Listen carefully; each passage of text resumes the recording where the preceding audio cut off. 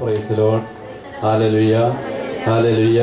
ഈശോയെ നന്ദി, ഈശോയെ സ്തുതി, ഈശോയെ ആരാധന. Hallelujah, hallelujah, hallelujah, hallelujah. ഈശോയെ നന്ദി, ഈശോയെ സ്തുതി, ഈശോയെ ആരാധന. ഇരിക്കാം. നമ്മളിൽ പരിശുദ്ധാത്മാവ് നിറയുന്നത് കാണുമ്പോൾ നമ്മൾ വിശുദ്ധീകരിക്കപ്പെടുന്നു എന്ന് കണ്ടു കഴിഞ്ഞാൽ ഒരാൾക്ക് സഹിക്കാൻ പറ്റത്തില്ല. ആരാണത്? സാത്താൻ. അവന് ഇഷ്ടപ്പെടത്തില്ല. കാരണം അവൻ്റെ കൂട്ടത്തിൽ നിന്നും മാറ്റിയെടുത്ത് വിശുദ്ധീകരിക്കപ്പെട്ട മക്കളെ കാണുമ്പോൾ എങ്ങനെയെങ്കിലും തിരിച്ചു പിടിക്കണം. അതിനുള്ള സകല വേലകളും അവൻ ചെയ്യും. അപ്പം ഇവിടെ നമ്മൾ അവൻ്റെ കൂടെ നിൽക്കുകയാണെങ്കിൽ കുഴപ്പമില്ല, അവന് പ്രശ്നമില്ല, അവരുടെ കൂടെയാണ്. എന്നാൽ അവനിൽ നിന്നും മാറി എന്ന് കണ്ടു കഴിഞ്ഞാൽ ധ്യാന കേന്ദ്രത്തിന് ചുറ്റും ഇന്നാളൊരു അച്ഛൻ പറഞ്ഞൊരു ലൂയിസ് വെള്ളാനിക്കലച്ചൻ്റെ ഒരു പുസ്തകത്തിൽ എഴുതിയിട്ടുണ്ട്, കള്ളുഷാപ്പിലും ടൗണുകളിലും ഒന്നും ഇവൻ നിൽക്കത്തില്ല. ഇവൻ പോകുന്നത് പള്ളിക്ക് ചുറ്റും പ്രാർത്ഥനാലയങ്ങൾക്ക് ചുറ്റുമാണ്. കാരണം തിരിച്ചു വരുമ്പോഴോ എപ്പോഴും ഇവനെ പിടിക്കണം. ആത്മാവിൽ നിറഞ്ഞ് അഭിഷേകമുള്ളവരായിട്ട് മാറുന്നില്ലെങ്കിൽ സംഭവിക്കുന്നത് എന്താണ്? നമ്മളിൽ അഭിഷേകം കവിഞ്ഞൊഴുകണം. അവിടെ വചനം പഠിപ്പിക്കുകയാണ്, അശുദ്ധാത്മാവിന്റെ തിരിച്ചുവരവുണ്ട്. അശുദ്ധാത്മാവ് ഒരുവനെ വിട്ടുപോയാൽ വരണ്ട സ്ഥലങ്ങളിലൂടെ ആശ്വാസം തേടി അലഞ്ഞു നടക്കും. കണ്ടെത്താതെ വരുമ്പോൾ അവൻ പറയുന്നു, ഇറങ്ങിപ്പോന്ന ഭവനത്തിലേക്ക് തന്നെ ഞാൻ തിരിച്ചു ചെല്ലും. അപ്പം ഈ പരിശുദ്ധാത്മാവിനെ സ്വീകരിക്കണമോ എന്ന് ചെറിയ സംശയം ലോകത്തിലുള്ളവർക്ക് തോന്നും. ഇത് കുഴപ്പമൊന്നുമില്ല, പഴയ പോലെ അങ്ങ് ജീവിച്ചാൽ പ്രശ്നമില്ല. അത് നശിച്ചു പോകുന്ന ഒരു ജീവിതമാണ്. അത് നമ്മൾ മനസ്സിലാക്കേണ്ടതാണ്. ഒരിക്കലും സമാധാനവും സന്തോഷവും ഒന്നും ഇല്ലാത്ത ഒരു ജീവിതമാണ്. അത് നമ്മൾ തിരിച്ചറിഞ്ഞാൽ മതി. അത് കൂടുതൽ എക്സ്പ്ലനേഷൻ ആവശ്യമില്ല. കണ്ടെത്താതെ വരുമ്പോൾ അവൻ പറയുന്നു, ഇറങ്ങിപ്പോകുന്ന ഭവനത്തിലേക്ക് തന്നെ ഞാൻ തിരിച്ചു ചെല്ലും. അവൻ തിരിച്ചു വരാനായിട്ട് നോട്ടമിടും. തിരുവചനം വളരെ സത്യമായിട്ട് പറഞ്ഞിരിക്കുക. അവൻ ഇറങ്ങിപ്പോകുന്ന ഭവനത്തിലേക്ക് തന്നെ തിരിച്ചു ചെല്ലും. തിരിച്ചു പോരുമ്പോൾ ആ വീട് അടിച്ചുവാരി സജ്ജീകരിക്കപ്പെട്ടിരിക്കുന്നതായി കാണുന്നു.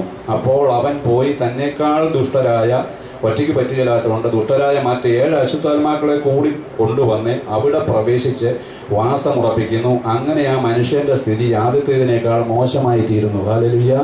നമ്മൾ തിരിച്ചറിയേണ്ടത്, നമ്മളെ ഭക്താനുഷ്ഠാനങ്ങളെ ചിലർ കുറ്റം പറയാറുണ്ട്. ഇവിടെ അച്ഛന് ഇവിടെ വന്നതിന് ശേഷമാണ് ഇതുപോലെ പ്രാർത്ഥന നിൽക്കുവാനായിട്ട് അച്ഛൻ്റെ ഇവിടെ വന്ന ഓരോ ദിവസവും കേൾക്കുമ്പോഴാണ് നമ്മൾ കേൾക്കുവാൻ സന്നദ്ധരായിരിക്കണം. ഇന്ന് വന്നപ്പോഴും ഇതുപോലെ കേട്ടുകൊണ്ടിരിക്കുകയാണ് ഓരോ ദിവസം. ഇന്നലെ അച്ഛൻ പറഞ്ഞു, പിതാവിനോട് എപ്പോഴും പ്രാർത്ഥിക്കണം. അത് ഞാൻ ആദ്യം പ്രാർത്ഥിപ്പിച്ചത്. പിതാവായ ദൈവമേ, പുത്രനായ ഈശോയുടെ നാമത്തിൽ ഞാൻ അപേക്ഷിക്കുന്നു, അവിടുത്തെ പരിശുദ്ധാത്മാവിനാൽ എന്നെ നിറയ്ക്കണമേ. നിറഞ്ഞു കവിയണം നമ്മൾ. ഹല്ലേലൂയ. അഭിഷേകം കൊണ്ട് നമ്മൾ നിറഞ്ഞു കവിഞ്ഞില്ലെങ്കിൽ ഇപ്പോൾ ഈ കാണുന്ന വ്യക്തി നോക്കി നടന്നിട്ട് അവിടെ കയറി തിരിച്ചു വന്ന് പഴയതുപോലല്ല, കൂടുതൽ ശക്തമായിട്ട് നമുക്ക് കാണാം. ചിലപ്പോൾ ധ്യാനമൊക്കെ കൂടി ഒരു സൗഖ്യമൊക്കെ കിട്ടി വന്നു. പക്ഷേ പയ്യെ ദിവസങ്ങൾ കടന്നപ്പോൾ ആദ്യം പള്ളിപ്പോക്കുണ്ടായിരുന്നു. പിന്നെ പയ്യെ സ്ലോലി അങ്ങ് വിട്ടുപോകുന്നത് കാണാം. പിന്നെ ആ വ്യക്തിയുടെ അവസ്ഥയെക്കുറിച്ചായി പറയുക. അപ്പോൾ അത് പോകാതിരിക്കണമെങ്കിൽ അഭിഷേകം കൊണ്ട് നമ്മൾ ഇടയ്ക്കിടയ്ക്ക് റീകണ്ടീഷൻ ചെയ്തുകൊണ്ടിരിക്കണം. ഹല്ലേലൂയ. വാഹനം മേടിച്ചാൽ മാത്രം പോരാ, അത് ചെക്ക് ചെയ്തുകൊണ്ടിരിക്കണം. ഓയിലുണ്ടോ, വണ്ടിക്ക് എന്തെങ്കിലും പുറത്തിറക്കി ഓടിക്കേണ്ട എന്തെങ്കിലും ചെക്ക് ചെയ്യുന്നത് പോലെ തന്നെ നമ്മളിൽ തന്നെ ആത്മശോധന നടത്തുന്നതാണ് നമ്മുടെ മാനസാന്തരവും കുമസാരം എന്ന കൂതാശയൊക്കെ. അത് കഴിയുമ്പോഴത്തേന് ഇവൻ നോക്കിയിടുക. കാരണം സ്വർഗം സന്തോഷിക്കുന്നുണ്ട്.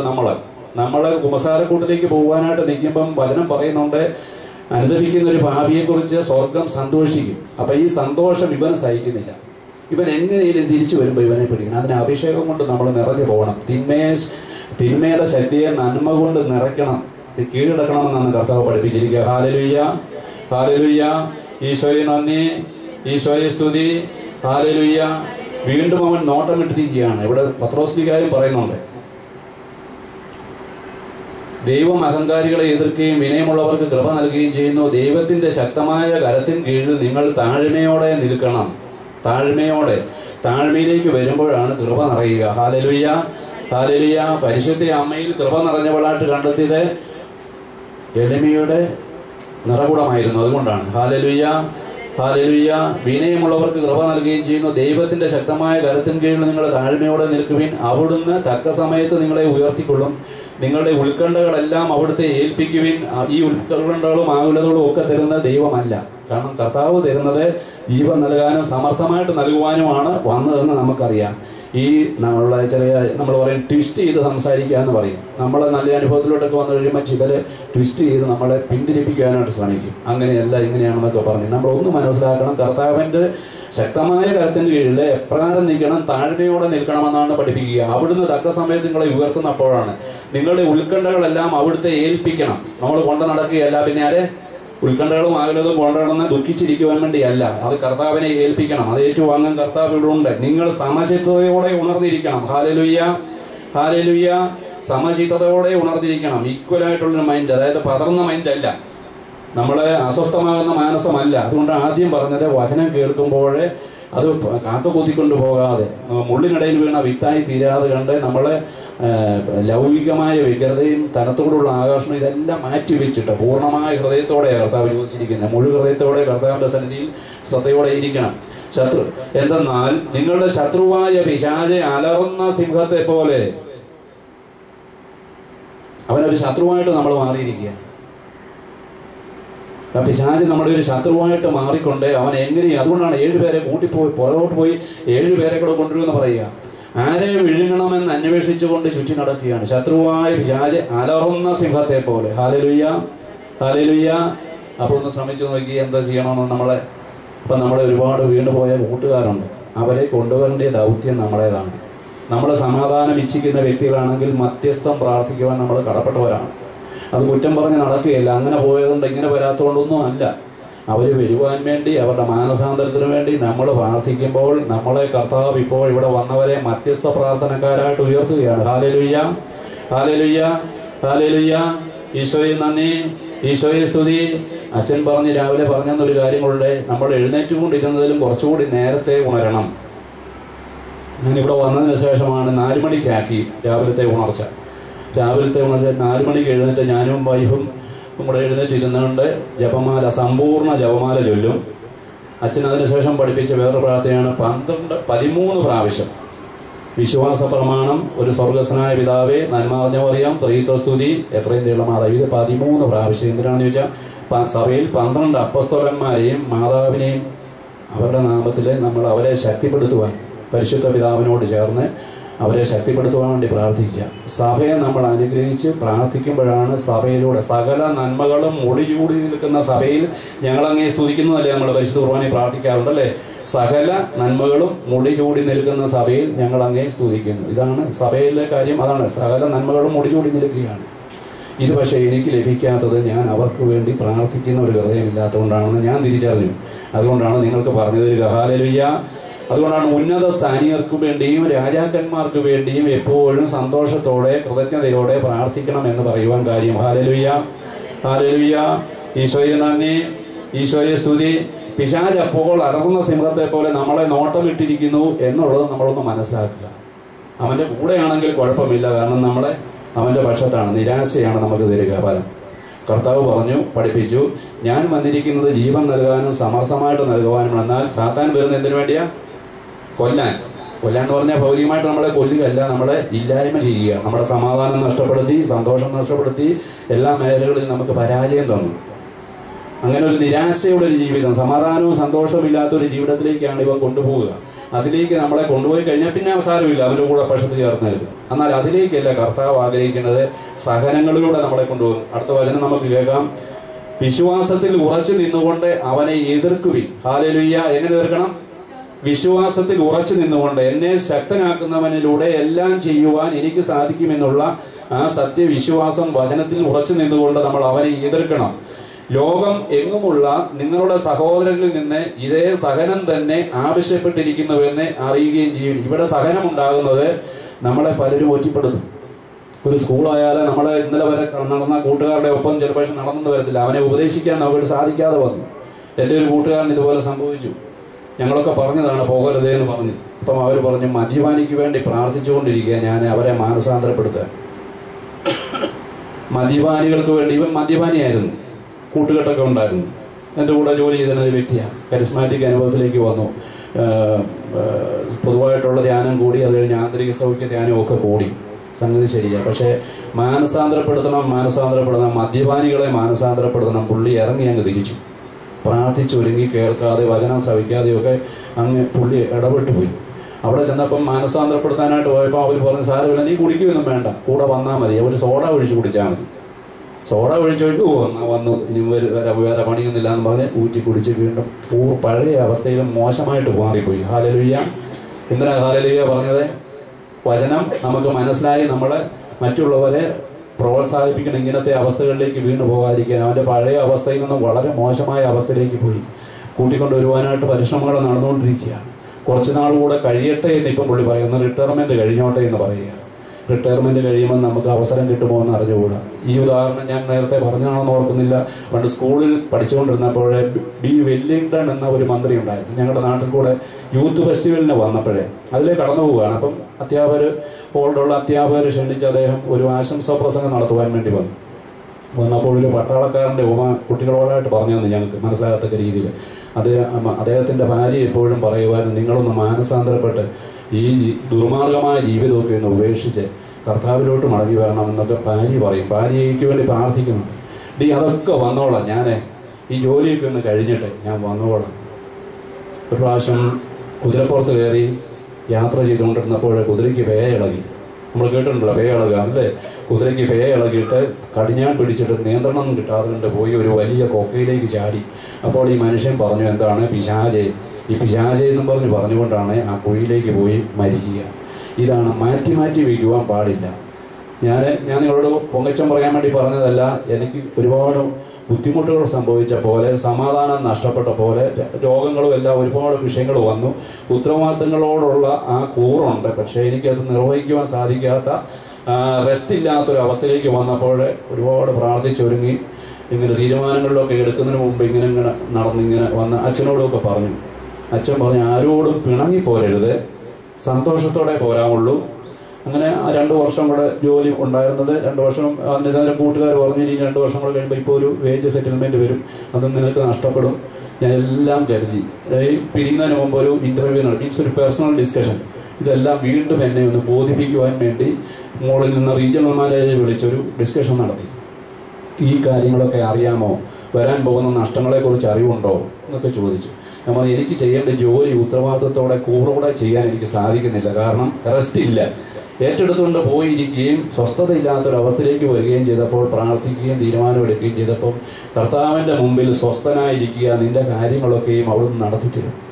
പഴയ സാമ്പത്തികമൊക്കെ അങ്ങോട്ട് കുറഞ്ഞെങ്കിലും സന്തോഷം ലഭിക്കുന്നുണ്ട്. Hallelujah, hallelujah. സമ്പത്തിന് നമ്മളെ സമ്പൂർണ്ണമായി രക്ഷിക്കുവാൻ സാധിക്കത്തില്ല. ഇന്ന് നമുക്കറിയാം, ഒരുപാട് നമ്മുടെ കുട്ടികൾ നല്ല വിദ്യാഭ്യാസം ലഭിച്ചിട്ടേ പോയിട്ടുണ്ട്. ഭയങ്കരമായ നല്ല ശമ്പളമൊക്കെ കിട്ടുന്നുണ്ട്. പക്ഷേ വളരെ ദൈവാനുഭവത്തിൽ നിന്നും അനേകർ വിട്ടുപോയതായിട്ട് കാണാം, മാന്യം സംഭവിച്ചതായിട്ട് കാണാം. അത് പണം കാണിച്ചുകൊണ്ട്. എന്നാൽ ഉള്ളത് കൊണ്ട് തൃപ്തിപ്പെടുന്നവന് ദൈവഭക്തി വലിയൊരു അനുഗ്രഹമാണെന്ന് തിരുവചനത്തിൽ പഠിപ്പിക്കുന്നുണ്ട്. ഞാനിതെല്ലാം ഇവിടെ പറയുന്നത് എന്തിനാണെന്ന് ചോദിച്ചാൽ, നമ്മുടെ ലക്ഷ്യം കർത്താവിനെ ഉപേക്ഷിച്ചിട്ട് വലിയ മോഹങ്ങളിലേക്ക് പോകാതിരിക്കാൻ വേണ്ടിയാണ്. ഹല്ലേലൂയ. ആരും ഉയർന്നു പോകാതിരിക്കാനുള്ള അഹങ്കാരമോ അസൂയൊന്നും അല്ല.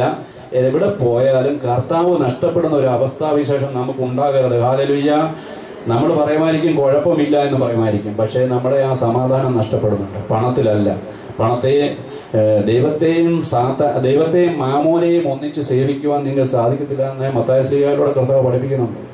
പണമോഹമാണ് എല്ലാ ദുർമോഹങ്ങളാണ് എല്ലാ തിന്മയുടെയും അടിസ്ഥാന കാരണമെന്ന് പറയേണ്ടത്. വേണം, നമുക്ക് ആവശ്യത്തിനൊക്കെ വേണം, പക്ഷേ നമ്മൾ അതിലേക്ക് കൂപ്പുകൂത്താൻ പാടില്ല. Hallelujah, hallelujah. ഈശോയെ നന്ദി, ഈശോയെ ആരാധന. ഹല്ലേലൂയ. നമുക്കൊന്ന് എഴുന്നേറ്റ് കേട്ട വചനങ്ങൾ മാത്രം ഒന്ന് ധ്യാനിക്കുക. ഏകാഗ്രതയോടെ, സമചിത്തതയോടെ. നമ്മൾ കേട്ടു, നിങ്ങൾ സമചിത്തതയോടെ ഉണർന്നിരിക്കുകയും. ഉറങ്ങരുതെന്നല്ല അതിൻ്റെ അർത്ഥം. ഉറക്കത്തിലും നമ്മൾ ദൈവവചനം ധ്യാനിക്കുകയും പ്രത്യാശയുള്ളവരായിട്ടും ഇരിക്കണം. നമുക്ക് കരങ്ങൾ ഉയർത്തി ഒന്ന് സ്തുതിക്കുക. Hallelujah, hallelujah, hallelujah. ഈശോയെ നന്ദി, ഈശോയെ നന്ദി. സർവശക്തനായ ദൈവമേ, ഞങ്ങൾ അങ്ങയെ സ്തുതിക്കുന്നു, ആരാധിക്കുന്നു, മഹത്വപ്പെടുന്നു. കർത്താവേ, ഇന്നത്തെ ദിവസത്തെ ഓർത്ത്, ഞങ്ങളുടെ ജീവനുള്ള വചനത്തെ ഓർത്ത് സജീവനായ ദൈവമേ, ഞങ്ങൾ അങ്ങയെ സ്തുതിക്കുന്നു. പരിശുദ്ധ കുർബാനയിൽ എഴുന്നള്ളിരിക്കുന്ന ദൈവികാരുടെ ഈശോയെ ഞങ്ങൾ അങ്ങയെ സ്തുതിക്കുന്നു. പരിശുദ്ധ തീർത്ഥമേ, ഞങ്ങൾ അങ്ങയെ ആരാധിക്കുന്നു. ഞങ്ങൾ അങ്ങേക്ക് നന്ദി പറയുന്നു. Hallelujah, hallelujah, hallelujah, hallelujah. ഈശോയെ നന്ദി. ഒരു പുത്തൻ ഉണർവും ഉന്മേഷവും ഞങ്ങൾക്ക് നൽകി അനുഗ്രഹിക്കണമേ. അഭിഷേകം കൊണ്ട് ഞങ്ങളെ നിറയ്ക്കണമേ. Hallelujah, hallelujah, hallelujah, hallelujah. ഈശോയെ നന്ദി, ഈശോയെ സ്തുതി, ഈശോയെ ആരാധന. Hallelujah, hallelujah, hallelujah, hallelujah, hallelujah. ഈശോയെ നന്ദി, ഈശോയെ സ്തുതി, ഈശോയെ ആരാധന. Hallelujah, hallelujah, hallelujah. ഇരിക്കാം. മറ്റുള്ളവർക്ക് വേണ്ടി പ്രാർത്ഥിച്ചപ്പോൾ, അതായത് ഞാൻ കരിസ്മാറ്റിക് അനുഭവത്തിലോട്ടൊക്കെ വന്നു കഴിഞ്ഞപ്പോൾ, എല്ലാ ദിവസവും കോട്ടയത്താണെന്ന് ജോലി ചെയ്യുക. എല്ലാ ദിവസവും രാവിലെ ദേവാലയത്തിൽ പോയിട്ട് 10-22 കിലോമീറ്റർ ഉണ്ടല്ലോ കോട്ടയത്തിന്. എല്ലാ ദിവസവും വന്നിട്ട് അറ്റൻഡ് ചെയ്തിട്ടാണ് പോകുന്നത്, കുർബാന സ്വീകരിച്ചൊക്കെയാണ് പോകുന്നത്. അപ്പോൾ എൻ്റെ വികാരിച്ചൻ ഇത് ശ്രദ്ധിച്ചിട്ട് എന്നോട് ചോദിച്ചു, ഒരു പ്രാവശ്യം എനിക്കൊന്ന് കാണണമെന്ന് പറഞ്ഞ് വിളിച്ച് സംസാരിച്ചു. ഈ ജോലിക്ക് ഇത്ര ദൂരെ പോകുന്നുണ്ട്, എല്ലാ ദിവസവും കുർബാനയിലും വരുന്നുണ്ട്, അറിയാൻ വേണ്ടി വിളിച്ചതാണെന്നൊക്കെ പറഞ്ഞ കാര്യങ്ങൾ ഞങ്ങൾ സംസാരിച്ചു. എനിക്കുണ്ടായ അനുഭവം ഞാൻ പറഞ്ഞു. അനുഭവം പറഞ്ഞു കഴിഞ്ഞപ്പോൾ എനിക്ക് പ്രോത്സാഹനം ലഭിച്ചില്ല. നിരുന്മേഷവാന്മാരാക്കുന്ന ഒരു കാര്യമാണ് പറഞ്ഞത്. അത്രയൊന്നും വേണ്ട എന്നിങ്ങോട്ട് പറഞ്ഞു. പക്ഷെ ഞാൻ നിരാശനായില്ല. എന്നെ ശക്തനാക്കുന്ന കർത്താവിൻ്റെ ശക്തി എനിക്ക് മനസ്സിലായി. ഞാൻ അച്ഛന് വേണ്ടി പ്രാർത്ഥിച്ചു. കർത്താവ് എല്ലാ ഇടവകയിലും കാരണം അവർക്ക് ഒരുപാട് ഉത്തരവാദിത്വം ഉള്ളതുകൊണ്ട് അവർക്ക് പ്രാർത്ഥനാ ജീവിതം കുറവുണ്ട്. അപ്പോൾ അത് അവർക്ക് വേണ്ടി പ്രാർത്ഥിക്കേണ്ടത്. നമ്മൾ അവർക്ക് വേണ്ടി പ്രാർത്ഥിച്ച് ഇങ്ങനെ അപ്പം എന്നെ വിളിച്ചു. എന്നോട് പറഞ്ഞു, സൺഡേ സ്കൂളിൽ പഠിപ്പിക്കാൻ വരണം. ഞാനന്ന് അച്ഛനോട് പറഞ്ഞു, അച്ഛൻ എനിക്ക് യാതൊരു ക്വാളിറ്റിയും ഇല്ല, ഒരു അധ്യാപകനാകാനുള്ള ഒരു യോഗ്യതയും കഴിവില്ല, പഠിപ്പിക്കാൻ അറിഞ്ഞുകൂടാ, പിന്നെ എങ്ങനെയാണ്?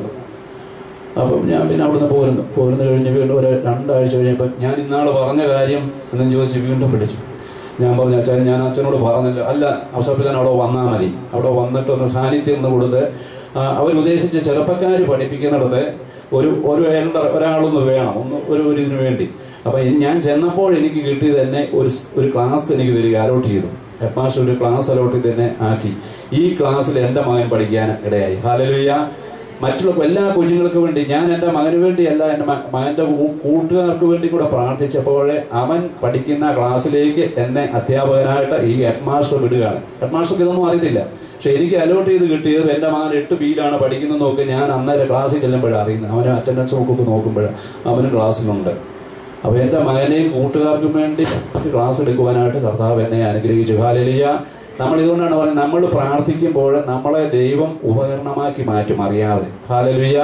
അപ്പം നന്ദിയോടെ നമ്മളത് സ്വീകരിക്കുക. കടന്നു വന്നു കഴിഞ്ഞ് അതിനുശേഷം 12ാം ക്ലാസ്സിലേക്ക് പഠിപ്പിക്കാൻ വിട്ടു കഴിഞ്ഞ് അതിലുപരി പോയി ഒരുപാട് ക്ലാസ്സുകളൊക്കെ അറ്റൻഡ് ചെയ്യുവാനും അറിയാതിരുന്ന ഒരുപാട് കാര്യങ്ങൾ പഠിക്കുവാനും കർത്താവ് കൃപയാക്കി. ഹല്ലേലൂയ.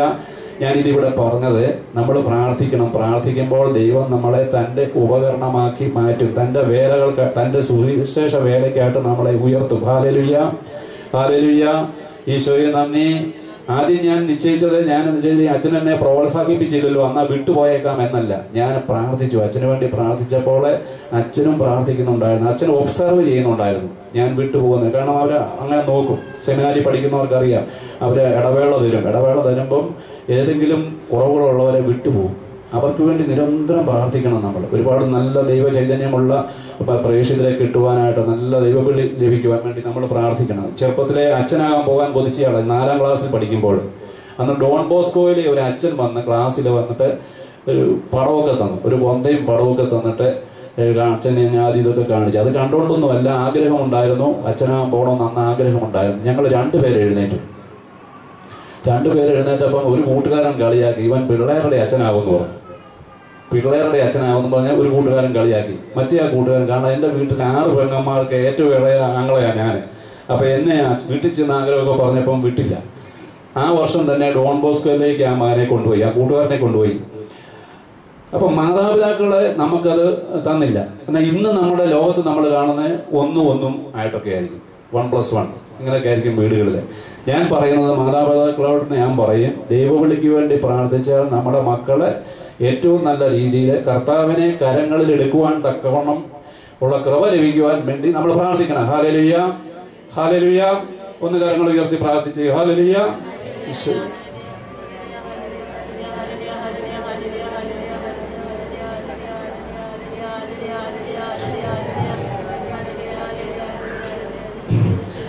നമ്മൾ ആരെയും നിരുത്സാഹപ്പെടുത്തുവാൻ പാടില്ല.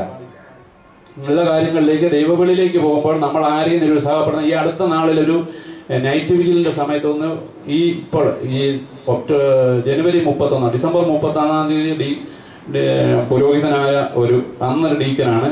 അത് കഴിഞ്ഞ് 2-3 ദിവസം മുമ്പ് ഇവിടെ നൈറ്റ് വിജിലിന് വന്ന് പറഞ്ഞു. അന്ന് അച്ഛൻ പറഞ്ഞു, അച്ഛനും ഇതുപോലെ ഒത്തിരി ആഗ്രഹിച്ച് വിടാതിരിക്കാനായിട്ട് ഒത്തിരി പരിശ്രമങ്ങളുണ്ടായി.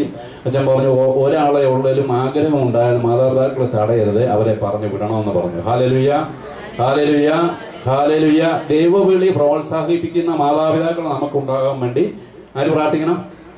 നമ്മൾ പ്രാർത്ഥിക്കണം. Hallelujah, hallelujah.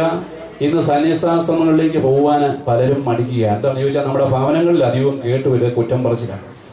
സന്യാസിനികളെ കുറ്റം പറയുക, സന്യാസികളെ കുറ്റം പറയുക, ഇങ്ങനെയൊക്കെ ഉള്ള ഭവനങ്ങളിൽ സംഭവിക്കില്ല. അപ്പൊ അവിടെ പ്രാർത്ഥിക്കുകയായിരുന്നെങ്കിൽ ഇത് സംഭവിക്കുകയും ഇല്ലായിരുന്നു എന്നുള്ള ഒരു സന്ദേശമാണ് ഞാൻ തരുവാൻ ആഗ്രഹിക്കുക. Hallelujah, hallelujah, hallelujah. ഈശോയെ നന്ദി. അപ്പോൾ നമ്മുടെ സന്ദേശം ഇതാണ്: നമ്മുടെ തിന്മയുടെ ശക്തിയെ നന്മ കൊണ്ട് കീഴടക്കണം. അഭിഷേകമുള്ളവരായിട്ട് ഇവിടുന്ന് കടന്നു പോകണം. ഒന്നോ ഉണർത്തിയ അഭിഷേകമുള്ളവരായിട്ട് ഇവിടുന്ന് നമ്മൾ എല്ലാവരും കടന്നു പോവുകയും മറ്റുള്ളവരെ അഭിഷേകം ലഭിക്കുവാൻ തക്കവണ്ണം നമ്മൾ അവർക്ക് വേണ്ടി പ്രാർത്ഥിക്കുകയും. ഒന്നുകൂടെ എഴുന്നേറ്റ് നിൽക്കാമോ? നമുക്ക്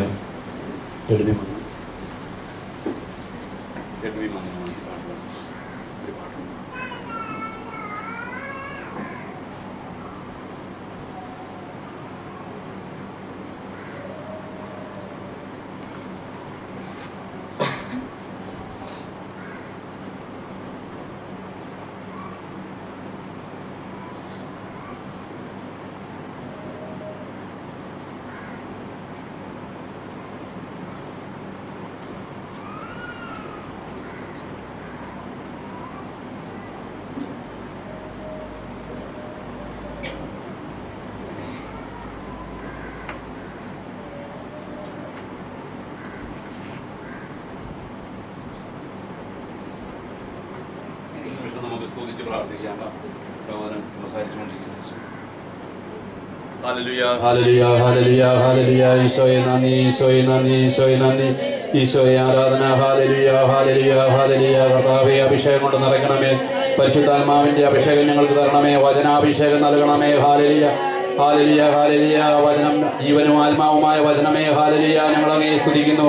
വചനം മാംസം ധരിച്ച ഈശോയെ ഞങ്ങൾ അങ്ങയെ സ്തുതിക്കുന്നു. ഹല്ലേലൂയ. സഭയിൽ ഞങ്ങൾ ഒന്നിച്ചു ചേർന്ന് അങ്ങയെ സ്തുതിക്കുന്നു. അങ്ങയെ മഹത്വപ്പെടുന്ന കർത്താവേ, ആരാധന. Hallelujah, hallelujah, hallelujah.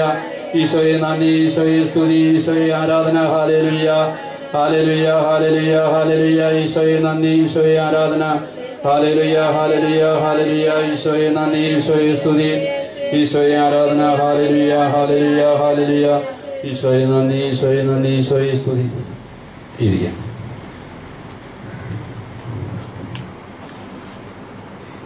ഇതുപോലെ ചില സംശയങ്ങൾ ആൾക്കാർക്കുണ്ടാകുന്നുണ്ട്. എൻ്റെ കൂടെ ജോലി ചെയ്തുകൊണ്ട് ഒന്ന് രണ്ട് വ്യക്തികൾ, അവര് നോർമൽ റിട്ടയർമെന്റ് ശേഷം വീണ്ടും വെറുതെ ഇരിക്കാൻ ആഗ്രഹമില്ലാത്തതുകൊണ്ട് അവരെ വീണ്ടും പല സ്ഥലങ്ങളിലൊക്കെ ജോലി അന്വേഷിച്ച് പോയി ജോലിയിലൊക്കെയാണ്.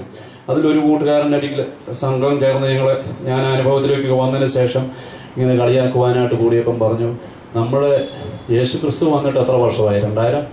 2000 വർഷത്തോളമായി. അപ്പം ഇക്കാര്യങ്ങളൊക്കെ, അതായത് കത്തോലിക്കനാണ്, അത് 2000 വർഷത്തെ പാരമ്പര്യമേ ഉള്ളൂ നമ്മുടെ ദൈവത്തിന്. അപ്പം പറഞ്ഞു കൊടുത്തിട്ട് എങ്ങും മനസ്സിലാകില്ല. അപ്പം പറഞ്ഞു കൊടുത്തിട്ട് ഈ വ്യക്തികളോട് നമുക്കങ്ങനെ പറഞ്ഞു കൊടുത്തിട്ട് അവർക്ക് ഏക്കുന്നില്ലെങ്കിൽ നമ്മൾ നിരാശരാകാതെ ഭഗ്നാശരാകാതെ നമ്മൾ അവർക്ക് വേണ്ടി പ്രാർത്ഥിച്ചിങ്ങനെ ഇരുന്നപ്പോൾ വേറൊരു സഹോദരൻ, ഒരു സുവിശേഷനുമായിട്ട് എൻ്റെ കൂടെ തന്നെ ജോലി ചെയ്യുന്നൊരു മകനുമായിട്ട് സംസാരിച്ച് പോയപ്പോൾ അദ്ദേഹം പറഞ്ഞു, നമുക്ക് ഇവരെയും കൊണ്ട് ഒരു അധ്യാപകൻ്റെ ഇരിക്കുക പോകാം. ബെസിലിയസ് കോളേജിലെ തിയോളജി പഠിപ്പിക്കുന്ന ഒരു അധ്യാപകൻ്റെ അരികിലേക്ക് കൂട്ടിക്കൊണ്ടുപോയപ്പോൾ അവിടെ ചെന്നിട്ട് യോനാസ്ലിയുടെ സുവിശേഷത്തിലെ 8-ാം അധ്യായത്തിലെ 58-ാം വചനം ഇപ്രകാരം പറഞ്ഞു, സത്യം സത്യമായി ഞാൻ നിങ്ങളോട് പറയുന്നു, അബ്രാഹാം ഉണ്ടാകുന്നതിന് മുമ്പ് ഞാനുണ്ട്. അബ്രാഹാം ഉണ്ടാകുന്ന, അതായത് നമുക്കറിയാം, നമുക്ക് ഇവിടെ ഉള്ളവർക്കല്ലേ അല്ലേ, ആദിയിലുള്ളവനാണ് നമ്മുടെ യേശു. ആണോ? ദൈവമായിരുന്നു അല്ലേ? ദൈവമായിട്ടുള്ള സമാനത ഉപേക്ഷിച്ചുകൊണ്ട് നമ്മുടെ കൂടെ ആയിരിക്കുവാൻ, നമ്മളെ കൂട്ടിക്കൊണ്ടുപോകാൻ വേണ്ടി മനുഷ്യാവതാരം ചെയ്തു വന്ന ദൈവം തന്നെയാണ് ഈ ഈശോ. പിതാവും പുത്രനും പരിശുദ്ധാത്മാവുമായി ത്രിയേക ദൈവത്തിലെ പുത്രനായ തമ്പുരാനാണ്, യേശുവാണ്. യേശു എന്ന നാമം സ്വീകരിച്ചുകൊണ്ടുന്ന ദൈവമെന്ന് നമുക്കറിയാം. യോനാസ്ലിയുടെ സുവിശേഷത്തിൽ ഇപ്രകാരം പഠിപ്പിക്കുകയാണ്, ഈശോ തന്നെ നിയമജ്ഞരോടും പരീശരോടും അവർ തർക്കിച്ചപ്പോൾ ഈശോ അവരോട് സംസാരിക്കുന്നുണ്ട്. യഹൂദർക്ക് മുന്നറിയിപ്പ് കൊടുത്തുകൊണ്ടുള്ള ഭാഗത്തിൽ പ്രാർത്ഥിക്കുന്നുണ്ട്. യേശു വീണ്ടും അവരോട് പറഞ്ഞു, ഞാൻ പോകുന്നു, നിങ്ങൾ എന്നെ അന്വേഷിക്കും, എന്നാൽ നിങ്ങളുടെ പാപത്തിൽ നിങ്ങൾ മരിക്കും. ഞാൻ പോകുന്നിടത്തേക്ക് വരാൻ നിങ്ങൾക്ക് കഴിയുകയില്ല. അപ്പോൾ യഹൂദർ പറഞ്ഞു, ഞാൻ പോകുന്നിടത്തേക്ക് വരാൻ നിങ്ങൾക്ക് കഴിയുകയില്ല എന്ന് അവൻ പറയുന്നല്ലോ, അവൻ ആത്മഹത്യ ചെയ്തേക്കുമോ? അവൻ പറഞ്ഞു, നിങ്ങൾ താഴെ നിന്നുള്ളവരാണ്, ഞാൻ മുകളിൽ നിന്നുള്ളവനും. നിങ്ങൾ ഈ ലോകത്തിൻ്റെതാണ്, ഞാൻ ഈ ലോകത്തിൻ്റെതല്ല. നിങ്ങൾ നിങ്ങളുടെ പാപങ്ങളിൽ മരിക്കും എന്ന് ഞാൻ നിങ്ങളോട് പറഞ്ഞു. എന്തെന്നാൽ ഞാൻ തന്നെ എന്ന് വിശ്വസിക്കുന്നില്ലെങ്കിൽ നിങ്ങൾ നിങ്ങളുടെ പാപങ്ങളിൽ മരിക്കും. ഹല്ലേലൂയ. ഞാൻ തന്നെ എന്ന് നിങ്ങൾ വിശ്വസിക്കുന്നില്ലെങ്കിൽ നിങ്ങൾ നിങ്ങളുടെ പാപങ്ങളിൽ മരിക്കും. ഹല്ലേലൂയ. എന്താണ് അവിടുത്തെ പേര്? ഞാനായിരിക്കുന്നവൻ, ഞാൻ അയാം ഹു അയാം, അല്ലേ? അയാം ഹു അയാം എന്നാണ് ഈശോ പറഞ്ഞത്. അത് നമ്മളിവിടെ കാണുന്നുണ്ട്. മോശയെ ആദ്യം ദൈവം വിളിക്കുമ്പോഴേ പുറപ്പാടിന്റെ പുസ്തകത്തിൽ നമ്മൾ കാണുന്നുണ്ട്. മോശ ചോദിക്കുന്ന കർത്താവിനോട് ചോദിച്ചു, ഞാൻ അങ്ങ് ആരാണെന്നാണ് ഞാൻ അവരോട് പറയേണ്ടത്. അവരെന്നോട് ചോദിക്കും, നിന്നെ അയച്ചത് ആരാണ് എന്ന് ചോദിക്കുമ്പോൾ ഞാൻ എന്തു പറയണം? എന്നാൽ അവിടുത്തെ പേരെന്തെന്ന് അവർ ചോദിച്ചാൽ ഞാൻ എന്തു പറയണം? ദൈവം മോശയോട് അരുളി ചെയ്തു, ഞാൻ തന്നെ എന്ന് അവരോട് പറയണം. ഞാനായിരിക്കുന്നവൻ ഞാൻ തന്നെ, അബ്രാഹാമിന്റെയും ഇസ്ഹാക്കിന്റെയും ദൈവമാണ് ഞാനെന്ന് നീ അവരോട് പറയണം. Hallelujah, hallelujah. ഈശോയെ നന്ദി, യേശുവേ സ്തുതി. Hallelujah, hallelujah. യേശുവേ ആരാധന. ഈ ഭാഗങ്ങൾ നിങ്ങൾക്ക് എല്ലാവർക്കും അറിയാവുന്നതുകൊണ്ടാണ് അത് വളരെ സ്പീഡിൽ ഞാനങ്ങ് പോവുകയാണ്. ലൂക്കായുടെ സുവിശേഷം, ലൂക്കാസ് എഴുതിയ സുവിശേഷത്തിൽ ഇപ്രകാരം പഠിപ്പിക്കുന്നുണ്ട്. 24-ാം അധ്യായത്തിൽ അവൻ അവരോട് പറഞ്ഞു, ഈശോ ഉയർത്തെഴുന്നേറ്റതിന് ശേഷം കണ്ട ശിഷ്യന്മാരോട് പറഞ്ഞു, ആ സമൂഹത്തോട് ഈശോ പറഞ്ഞു, മോശയുടെ നിയമത്തിലും പ്രവാചകന്മാരിലും സങ്കീർത്തനങ്ങളിലും, മോശയുടെ നിയമത്തിലും, പഴയ നിയമങ്ങളിലെല്ലാം, മോശയുടെ നിയമങ്ങളിലും പ്രവാചക ഗ്രന്ഥങ്ങളിലും സങ്കീർത്തനങ്ങളിലും എന്നെക്കുറിച്ച് എഴുതപ്പെട്ടിരിക്കുന്നതെല്ലാം പൂർത്തിയാകേണ്ടിയിരിക്കുന്നുവെന്ന് ഞാൻ നിങ്ങളുടെ കൂടെ ആയിരുന്നപ്പോൾ പറഞ്ഞിട്ടുണ്ടല്ലോ. വിശുദ്ധ ലിഖിതങ്ങൾ ഗ്രഹിക്കുവാൻ തക്കവിധം അവരുടെ മനസ്സ് അവൻ തുറന്നു. അപ്പോൾ ആരായിരിക്കും ദിവ്യകാരണത്തിൽ ഇവിടെ ഇരിക്കുന്ന? ആരായിരിക്കും? ജീവനുള്ള ദൈവമാണോ? ഉയർത്തെഴുന്നേറ്റ ദൈവമാണോ ഇവിടെ എഴുന്നേറ്റിരിക്കുക? ദിവ്യകാരണത്തിലെ നമുക്കാർക്കെങ്കിലും വിശ്വാസ കുറവുണ്ടോ ഇക്കാര്യത്തില്? ജീവനുള്ള സജീവനായ ദൈവമാണ് പരിശുദ്ധ കുർബാനയിൽ എഴുന്നള്ളിയിരിക്കുക. അതായത് ഈശോ ഈ പുതിയ ഉടമ്പടി സ്ഥാപിക്കുമ്പോൾ ഈശോ പറഞ്ഞു, നിങ്ങളോടൊപ്പം ഈ പെസഹ ഭക്ഷിക്കുവാൻ ഞാൻ അത്യധികം ആഗ്രഹിച്ചു. യൂദായുടെ സുവിശേഷത്തിൽ തന്നെ പഠിപ്പിക്കുന്നുണ്ട്. പീഡ അനുഭവിക്കുന്നതിന് മുമ്പ് ഈ പെസഹ നിങ്ങളോടൊപ്പം ഭക്ഷിക്കുവാൻ ഞാൻ അത്യധികം ആഗ്രഹിച്ചു. അതായത് ലോകാവസാനത്തോളം ഞാൻ നിങ്ങളോടുകൂടെ ആയിരിക്കേണ്ടതിനാണ് ഞാൻ വന്നതും അവിടുന്ന് തന്റെ സ്വീകരിച്ചു വന്ന ശരീരം പീഡിപ്പിക്കപ്പെടുന്നു. ആ മനുഷ്യ ശരീരം പീഡിപ്പിക്കപ്പെട്ടുകൊണ്ട് തലേ രാത്രിയിൽ അവിടെ തന്റെ ദൈവത്വവും തന്റെ സാന്നിധ്യവും മുഴുവൻ ഈ കുർബാനയിലേക്ക് സ്ഥാപിക്കുക ചെയ്തു. ഹല്ലേലൂയ. ആ ദിവ്യകാരുണ്യ നാഥനാണ് ഇവിടെ വസിക്കുക. ഹല്ലേലൂയ. ഈ അടുത്ത നാളിൽ പരിശുദ്ധ കുർബാനയിൽ, കുർബാനയുടെ സമയത്ത് നമ്മുടെ കണ്ണൂർ ഭാഗത്ത് കുർബാനയിൽ തിരുവോസ്തിയിൽ ഈശോയുടെ തിരുമുഖം പ്രത്യക്ഷപ്പെട്ടു എന്നാണ് നമ്മൾ കേട്ടത്. Hallelujah, hallelujah. കരങ്ങൾ ഉയർത്തി സ്തുതിക്കുക. ഹല്ലേലൂയ.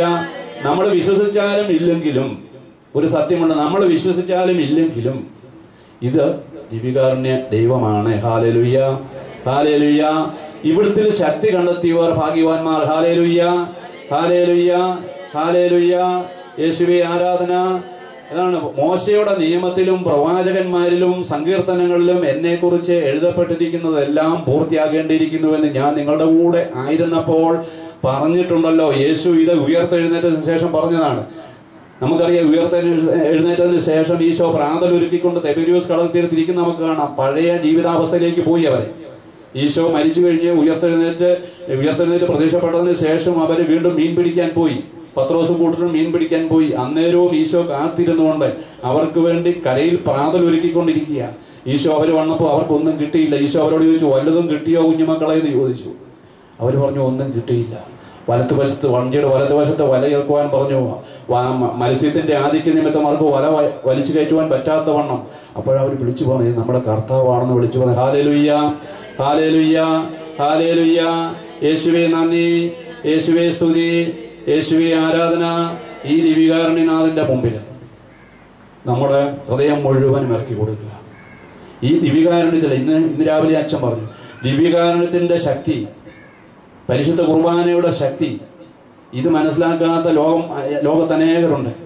ഉണ്ടായിരുന്ന നമ്മൾ അനുഭവിച്ചുകൊണ്ടിരുന്ന ഇവൻ അൾത്താര ബാലന്മാരായിട്ടിരുന്നവർ വരെ ഇന്ന് ഈ വിശ്വാസത്തിൽ നിന്ന് വ്യതിചലിച്ചു പോയവരുണ്ട്.